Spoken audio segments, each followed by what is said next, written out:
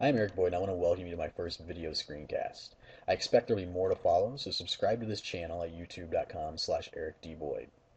And you can also follow me on my blog at ericdboyd.com or on Twitter at ericdboyd. This past Wednesday, the Windows 8 Consumer Preview released, and within the first 24 hours, more than 1 million downloads of the Windows 8 Consumer Preview occurred. If you have an extra PC laying around, you might have installed it on that. If you went to the Build conference, you might have installed it on your Samsung Series 7 tablet. Some probably installed it in a virtualized environment like VMware. Others may have even installed it as their primary OS. It's not recommended, but I'm sure people have done it. I prefer to multi-boot, and when this comes up in conversation, people get really interested in the way I multi-boot. With Windows Server 2008 and Windows 7, a feature was added that allows you to boot a VHD, a virtual hard drive. So instead of this being a virtual hard drive like we think of in VMware or Virtual PC or Hyper-V, it actually uses the physical hardware instead of virtualized hardware, and so there's no noticeable impact on performance. The VHD just becomes a logical container instead of carving up your hard drive into multiple partitions. So this makes it easy to get rid of and add entire OSs and environments. It also makes it easy to back up and restore environments too. So we're going to walk through the process of using native boot and creating a boot to VHD environment, and we're going to do that using the Windows 8 Consumer Preview. To get started, we need some tools. The first thing we need is the Windows 8 Consumer Preview. So if we browse to preview.windows.com, this will take us to the Windows 8 Consumer Preview website. And in the top right-hand corner, there's a link for download. And if we click that, this will take us to the Windows 8 Consumer Preview download page. Now the button in the middle of the page, the Download Windows 8 Consumer Preview button, will download the Windows 8 web installer. We actually need the ISO, and so there's a little link near the bottom that says ISO format. If you click that, that will take us to a list of the ISO images by language and system architecture. So choose the one that most fits your environment, and then take note of this product key as well. You'll need to write this down or email it to yourself or something like that, because as you go through the Windows 8 setup process, you'll be prompted for this key, and you won't have access to this Windows environment. So the next thing we need is a way to work with that ISO. We need to be able to mount that ISO image. And so if you don't already have a tool to mount the ISO, you can get a free tool from a company called Sliceoft called Virtual Clone Drive. Virtual Clone Drive will let us mount the ISO image in Windows very easily. It's integrated into the Windows shell. So if you don't have a tool already, download Virtual Clone Drive, install that. The next thing we need is tooling to help us take the Windows install media and move it to our VHD. And so there's a tool called Windows Automated Installation Kit, and we need the Windows Automated Installation Kit for Windows 7, so make sure you grab the right version. And it's a rather large file, and it's also an ISO, so we'll need a tool to mount the ISO when we download this. But download Wake, install it, and there's some tools in there that we will need during the process.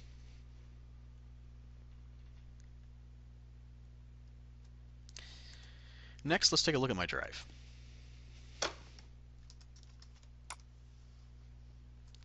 So this is my hard drive. It's a rather clean hard drive. There's very little on it, and I'll show you what lives in my hard drive. I have a directory called VHD. I have a directory called boot. And within the boot directory, I have a Windows 7 directory that has a VHD, which is my Windows 7 day-to-day production OS. It's the one we're sitting in right now. And then I also do a lot of work in the cloud and Windows Azure space, and so I have a Windows Server 2008 R2 VHD as well, so I can work with Windows Azure VM role. And that is all that lives on my hard drive. So we're going to create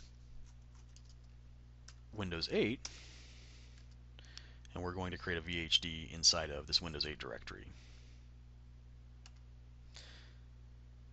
So to do that, let's run a command prompt, and let's run a command prompt as administrator.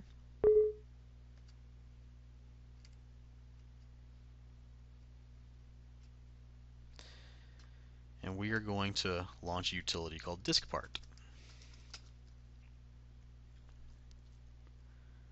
Using DiskPart, we are going to create a VHD.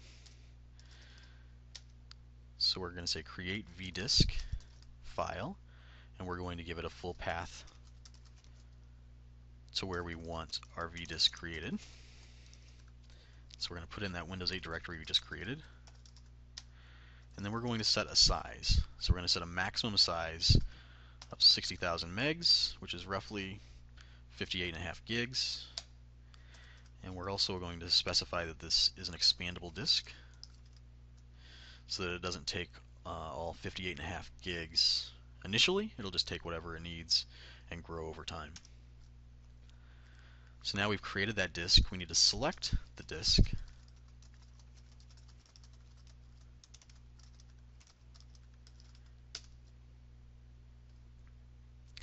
And we need to attach the disk.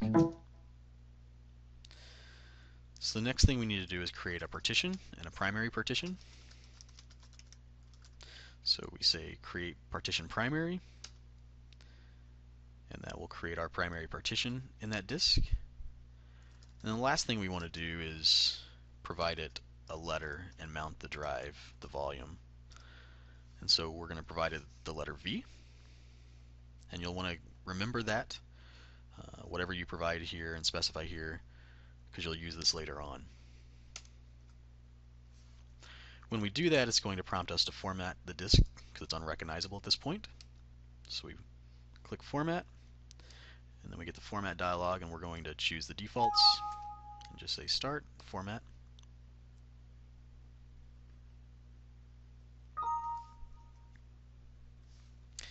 And when that completes, we now have our VHD that's ready for us to install Windows in. So let's get out of DiskPart, kill this command prompt, and let's go find our Windows 8 media. So there's the Windows 8 ISO that we downloaded. I'm going to open this and mount this with Virtual Clone Drive. And you'll see it mounted it in drive G. We're also going to want to remember that. We'll need that later. But if I open this drive, there's a file in here that I'm going to use in the process. So I browse sources, and I dig into sources. There's a file called install.wim.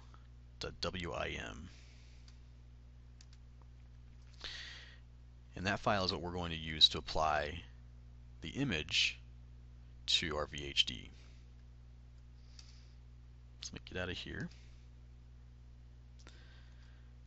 So now I'm going to go find the Microsoft Wake tools.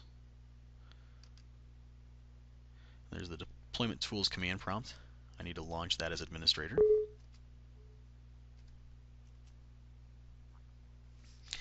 And using a utility called ImageX, I can inspect that WIM file and find out what options exist. So I want to get the info for G sources install.wim, and it will show me all of the install options in that media.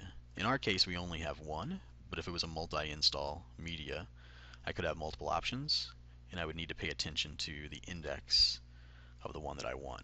But this is the Windows 8 Consumer Preview, index of 1, makes it pretty simple. So now what I want to do is apply that image to our VHD.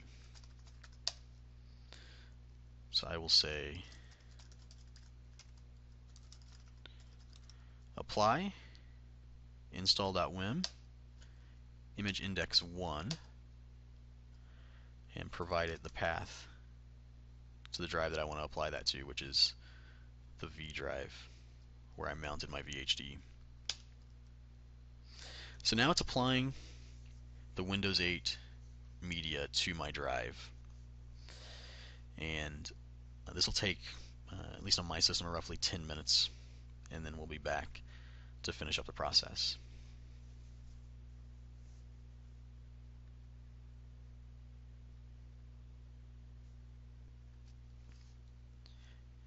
ImageX has successfully applied the Windows 8 install image to our VHD, and so now we can move on to applying and adding Windows 8 to our boot menu. So to do that, I'm going to launch another command prompt as administrator. And in this command prompt, I'm going to use a utility called bcd boot. Now bcd boot is going to replace our boot manager, our Windows 7 boot manager, with the Windows 8 boot manager, as well as in that same process add our Windows 8 VHD to the boot menu. So I'm going to say bcd boot and give it a path to Windows on my V drive. And when I do that, it will have replaced the boot manager and added it to the menu. So to confirm that, if I run another utility called bcd edit,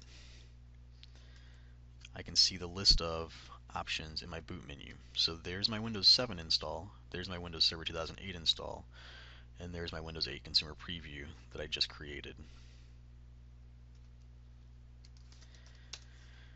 Now with that being done, all I need to do is reboot, and I will see the Windows 8 Consumer Preview boot menu with the options from that boot list. And I'll just choose Windows 8, and it will finish and walk me through the rest of the configuration and personalization of Windows 8.